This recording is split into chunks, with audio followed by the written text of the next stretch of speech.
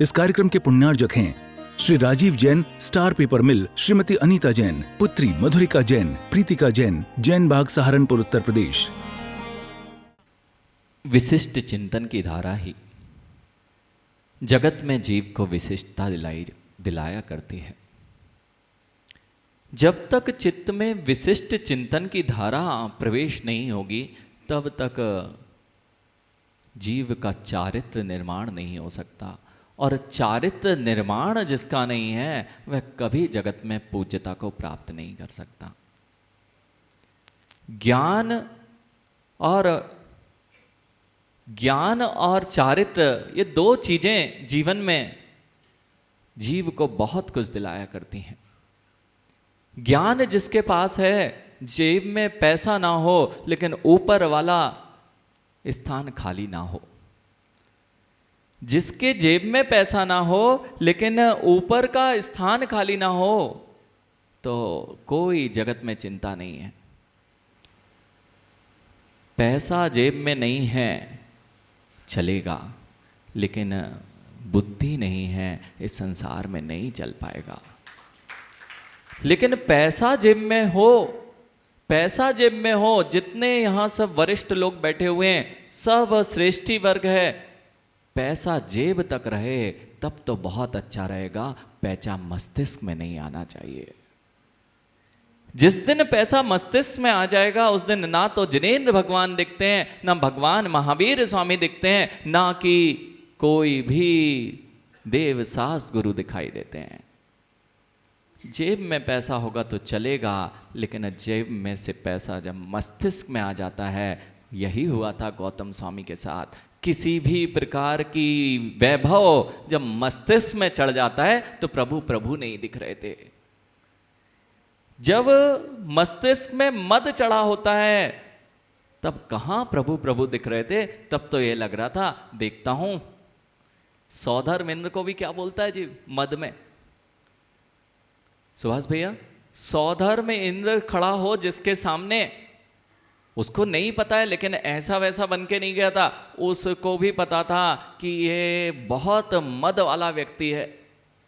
गौतम स्वामी मद में थे। किसी भी प्रकार का मद हो सकता है, कुल का मद हो, जाति का मद हो, ज्ञान का मद हो, अथवा वैभव, संपत्ति, देह, सुंदर देह, ये सब मद के कारण है। इस मद और अहंकार में गौतम स्वामी भूल गए थे। देखता हूं ऐसा कौन है। जीव को अंतरंग की तो बात पता थी कि अंदर से मैं क्या हूं, क्योंकि जब सौधर्म इंद्र ने मां एक सूत्र पूछा था, अब बनता तो था नहीं, एक सूत्र का अर्थ पूछा कि मुझे मेरे गुरु ने ऐसा सूत्र दिया है, 6 द्रव्य 50 निकाय 7 तत्व 9 पदार्थ को व्याख्या कर के रूप में इस संसार का वर्णन किया है। जब ये सूत्र का हिंदी अर्थ गौतम इंद्रभूति गौतम से पूछा गया, तब उसने तो कभी सुना ही नहीं था 6 द्रव्य होते हैं, उसने कभी सुना ही नहीं था पंचास्तिकाय नाम की वस्तु होती है। वह मद में था कि मैं सब कुछ जानता हूं, और वह कहता है, देखना कितनी चालाकी की जाती है।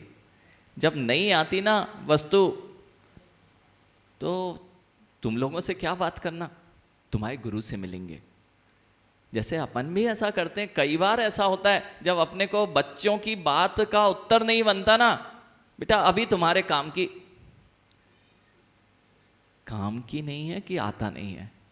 ऐसे ही चालाकी की गई थी। उन गौतम इंद्रभूति ने क्या कहा, सौधर्म इंद्र सब समझ रहा था, अवधि ज्ञानी था, वह सब समझता था। ऐसे ही कई लोग टोपी पहनाते हैं महाराजों को।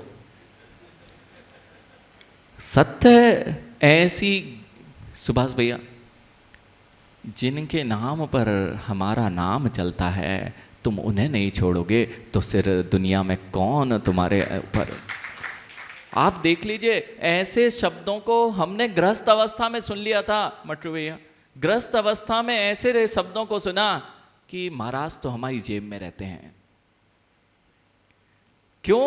अगर किसी गुरु की सरलता ने आपको आशीर्वाद दे दिया और मनीष आपकी बात वो आप कान में जाके उनसे बात करने लग गए, तो अब क्या समझे? उनकी सरलता को तुमने अपनी बहुमान क्या, अपनी ही दुर्गति का कारण बना लिया। तुम कौन सी बड़ी चीज हो? हम तो गुरुजी को टोपी पहना देते हैं। सत्य है, सत्य वचन, ये इन कानों से सुने हुए वचन हैं और हमारे सामने ही बोले गए थे, गृहस्थ अवस्था में बोले गए थे, लेकिन उस समय भी समझ में आता था जीव के परिणाम इसको कहाँ ले जाने वाले हैं। सरलता देखनी थी तो एक गौतम गणधर स्वामी हो या कोई भी व्यक्ति आ जाए, महावीर भगवान के सामने कोई भी विशिष्ट नहीं था। मां, महावीर भगवान की देशना प्रारंभ नहीं हुई, क्यों? गौतम स्वामी पधारे नहीं थे। जब तक कोई बड़ा आदमी नहीं आएगा तब तक सभा प्रारंभ नहीं होगी। पहले अभिषेक वही करेगा मनीष जिसने वेदी बनवाई है, जिसने वेदी बनवाई है, जिसका मंदिर है, वे नहीं आए तो मंदिर में अभिषेक नहीं होगा। ऐसा महावीर भगवान के साथ मत लगा लेना। गौतम स्वामी नहीं आए तो बोलना बंद कर दिए। अरे बोलना बंद नहीं कर दिए, वे इच्छा से थोड़ी ना बोल रहे थे। नहीं तो पता चला सुभाष भैया नहीं आए तब तक महाराज जी बोलेंगे नहीं। क्यों? जगदीश जी ने नहीं श्रीफल भेंट किया कि अगर महाराज जी को प्रवचन का समय था 8:15 बजे मनीष, और जगदीश जी 5-10 मिनट लेट हो गए। अब महाराज जी, पूरी जनता बैठी थी और सुनने के लिए बैठी थी महाराज जी को, लेकिन महाराज जी तो आए नहीं। क्यों नहीं आए? यही महावीर भगवान ने नहीं सिखाया। महावीर भगवान का एक सिद्धांत आपको हमेशा से पता है, जियो और जीने दो। ये दुनिया की सबसे बड़ी नीति है। सुभाष भैया, प्रकाश जी, दुनिया की सबसे बड़ी नीति यदि कोई है उसका नाम जियो और जीने हो। यदि ये नीति समझ में आ जाए तो जीव का कोई अधिकार क्षेत्र नहीं छीना जा सकता। आपने अभी मनीष इसको सामान्य रूप में लिया है, इसलिए अभी ये लग रहा है अरे जीवन में अधिकार उसके ही सुरक्षित रहते हैं जिसके कर्तव्य सुरक्षित करता है। जिसके जीवन में कर्तव्य पर दृष्टि है उसको अधिकार क्षेत्र अपने आप मिलते हैं। जियो और जीने दो। जियो तुम्हारा अधिकार है और जीने देना तुम्हारा कर्तव्य है। सुभाष जी, जीना आपका अधिकार है। हम अधिकारों की बात करते हैं लेकिन कर्तव्य को भूल जाते हैं। प्रदीप भैया, जीना हमारा अधिकार है और जीने देना कर्तव्य है। जीने दोगे तो तुम अच्छे से जियोगे, अधिकार स्वयं सुरक्षित रहेगा। और किसी को मारोगे, किसी का घात करोगे, किसी के जीवन में कुछ अशुभ सोचोगे, बस वहीं से तुम्हारे अधिकार क्षेत्र छिनते जाएंगे। जितने वरिष्ठ हैं, जैन राजस्थान जैन सभा आज सुन ले, तब तक ये राजस्थान जैन सभा चलेगी जब तक ये अधिकार क्षेत्रों पे नहीं लड़ेगी, कर्तव्य करती जाएगी। ये जिन शासन का ध्वज यदि लेके चलना है तो आपको, आपने अभी कह रहे थे सब लोग, यानी यश जी अभी कह रहे थे महाराज जी 75 वर्षों से आपकी संस्था क्या काम करती है? महावीर भगवान के सूत्रों को, जिन शासन के सूत्रों को पूरी जनता में प्रचारित और प्रसारित करने का काम, यह कार्य इस संस्था ने अपने हाथ में लिया है। लेकिन ध्यान रखना, ऐसा करते हुए कहीं हम इसका अप्रचार ना कर बैठे। कैसे महाराज जी? हम तो प्रचार ही प्रचार कर रहे हैं, प्रसार कर रहे हैं। यानी कर्तव्य ध्यान रखना, महावीर भगवान के जितने कर्तव्य हैं जो 60 आवश्यक कहे गए हैं, वे जिन शासन के प्रत्येक श्रावक के 60 आवश्यक उनके कर्तव्य हैं। अब ध्यान रखना, अगर जैन महासभा की पार्टी रात्रि में होती है, तुमने महावीर भगवान के शासन की नाश कर दिया। सुभाष भैया आज जो भी पेन डायरी लेके आया है, यशपाल जी नोट कर लो। अगर वास्तविकता में भगवान महावीर स्वामी की आपको इस वीर शासन जयंती में प्रभावना की भावना है, तो आज जो यहाँ संदेश और उपदेश दिया जा रहा है ये हमारा संदेश नहीं है। ध्यान रखना। आप सोच सकते हैं अभी नए नए महाराज आए हैं और क्या क्या बोल देते हैं। हम लोग बहुत अनुभवी हैं, बस यही मान नहीं आने देना। और ये मान आया पाटनी जी, फिर जगत में कुछ भी काम नहीं बनेगा। क्योंकि यदि एक दिन का भी दीक्षित मुनिराज है, भैया एक दिन प्रधानमंत्री बन जाए कोई, तो उसके अधिकार, उसके तो सिग्नेचर नहीं चलेंगे ना कहीं। भैया आज ही बना है और आप तो इतने सालों से शासन कर रहे हैं, एक दिन का अगर कोई प्रधानमंत्री है और उसने सिग्नेचर कर दिया है तो वह मान्य नहीं होगा ना। बस ज्ञानी दिगंबर मुनि चाहे एक दिन का दीक्षित हो अथवा सदियों से दीक्षित हो, उनकी वाणी उस अधिकार क्षेत्र में आ जाती है। जैसे प्रधानमंत्री को अधिकार क्षेत्र है, वह शासन के अनुरूप जो भी नियम बनाता है वह आपको मान्य करने पड़ते हैं। ऐसे ही ये दिगंबर मुनि यदि जिन शासन की रक्षा में, जिन शासन के रूप में यहाँ बैठे हैं, तो आज आपको अपना बहुमान छोड़ के इस बात को स्वीकार कर लेना चाहिए। मनीष ऐसा तो नहीं सोच रहे थे कि महाराज जी राजस्थान जैन सभा का तारीफ करेंगे? नहीं सोचो कि अभी तक तो सम्मान और फूल मालाओं का मंच मिला था, आज पहली बार ये हो रहा है कि पता चला उल्टा काम चल रहा है। गलत जगह पे आयोजन, गलत जगह पे तो नहीं कर लिया सुभाष भैया? बस ज्ञानी ये भावना नहीं आ पाई और निर्देशन सही होता रहा, तो जिन शासन जैसे अभी 75 वर्षों से आप कर रहे हैं, ये वर्ष ऐसा होगा। ये वर्ष क्या, अभी तुम ना भूतो ना भविष्यति की बात कर रहे थे। मैं तो ये कहता हूं कभी भी यह शब्द कहना ही नहीं चाहिए सुभाष भैया। ना भूतो यहां तक तो ठीक है, लेकिन भविष्यति ही भविष्यति, इससे श्रेष्ठ श्रेष्ठ कार्यक्रम होंगे, ऐसा कार्य हमें करके दिखाना है। 75वां वर्ष है ना, 75वां वर्ष, यानी जिस ध्वज के नीचे आप बैठे हो उस ध्वज की गरिमा को हमेशा बनाए रखना। रात्रि में महासभा का कोई कार्यक्रम अगर आपने कर दिया है, आपने ध्वज को झुका दिया है, आपने मांस के पिंडों के स्थानों पर जाकर अपना प्रचार करना प्रारंभ कर दिया है, आप वहां भोजन करते मिल गए हैं, यानी आपने जिन शासन का ध्वज लिया और पैरों में कुचल दिया है। जितनी भी 3 स्टार 5 स्टार अनेक अनेक स्थानों पर यदि राजस्थान जैन सभा मिलती है, तो ये बच्चों को क्या उपदेश देगी? भगवान महावीर स्वामी का उपदेश नहीं हो सकता। वह तो फिर मात्र नाम है, मेरा उपदेश महावीर का उपदेश नहीं है।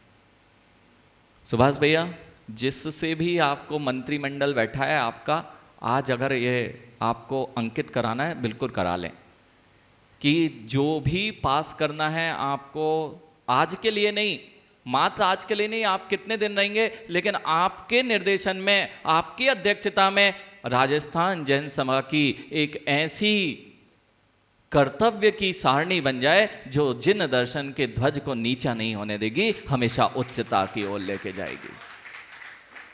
सबसे प्रथम कार्य ज्ञानी 75वां वर्ष, 75वां वर्ष, और अभी स्वर्ण जयंती वर्ष बना था किसका?